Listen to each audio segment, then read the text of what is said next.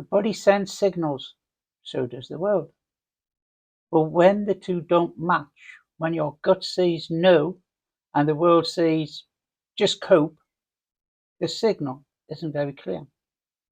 I'm Beverly, a therapist and educator, and this is a space for people who feel overwhelmed, uncertain, or just tired of pretending.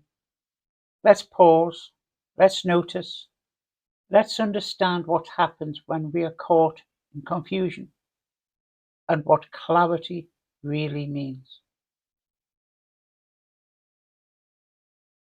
Disinformation isn't just misinformation. It's not just people getting things wrong. It's false or misleading content that's created deliberately with the specific intent to confuse, manipulate, or obscure the truth. In the past, before the internet, information moved more slowly. It went through editors, through journalists.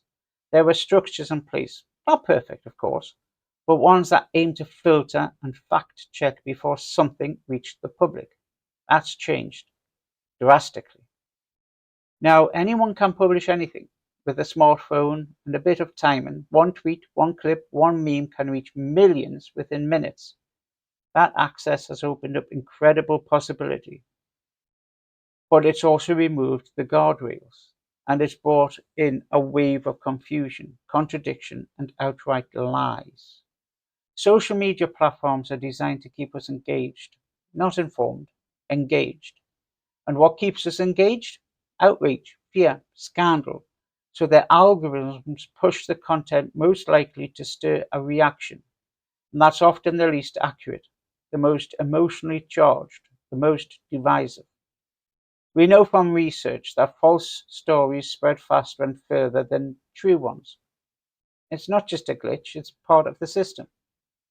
But here's the thing. Disinformation isn't an accident of technology. It's a tool, a strategy. Political actors, foreign governments, commercial players, all of them use disinformation to gain influence, disrupt rivals, shift public opinion, and even just sell products. It's about control, influence, profit. In this country, you've already seen it in the Brexit campaigns, in vaccine debates, in attempts to undermine trust in institutions like the NHS or the BBC. And when people can't trust what they see, when the ground keeps shifting under them, what happens? They become doubtful, cynical, disconnected. That's what psychologists call epistemic uncertainty, not knowing what's true or even who to believe. It chips away at people's confidence in their own judgment, at their willingness to engage in public life. It can make people withdraw from voting, from discussions, even from relationships where views clash. And it's not just frustrating, it's deeply harmful, especially for those already on the margins. Marginalized communities are often targeted by disinformation deliberately. Narratives that distort their identities, question their legitimacy, or amplify prejudice. The damage that does isn't just reputational, it's personal. It deepens isolation, increases stigma, and harms mental health. Now, it's important to be clear, not every disagreement is disinformation. People should be able to challenge mainstream views, question authority, raise uncomfortable points. That's part of democracy. But there is a line between debate and deception. The challenge is being able to tell the difference, and that's not always easy. Some worry that in trying to fight disinformation, we'll end up policing legitimate dissent. That's a valid concern. Any effort to address this has to be careful, transparent, and democratic. It means educating people, not censoring them, holding platforms accountable, not letting them make rules in the shadows, and creating systems where truth is protected, not manipulated for profit or power. In the UK, the challenge is made even more complex by our own context. We are a diverse country with a range of languages, cultures, and experiences. Messages need to land across that diversity, and sometimes they don't.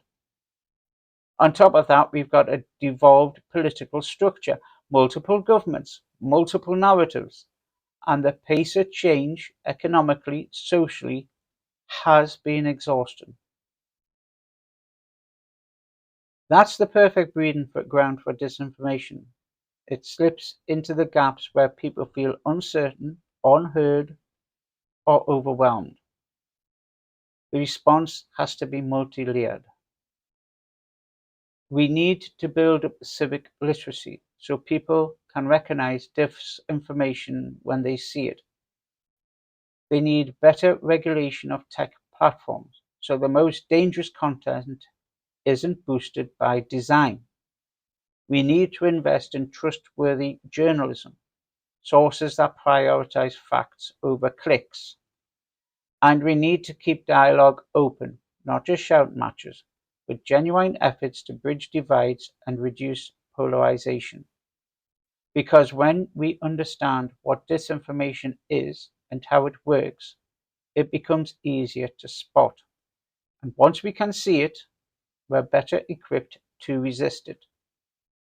It's not just noise, it's targeted interference. And recognizing that is the first step in getting clearer signals and clearer thinking in a world that increasingly tries to cloud both.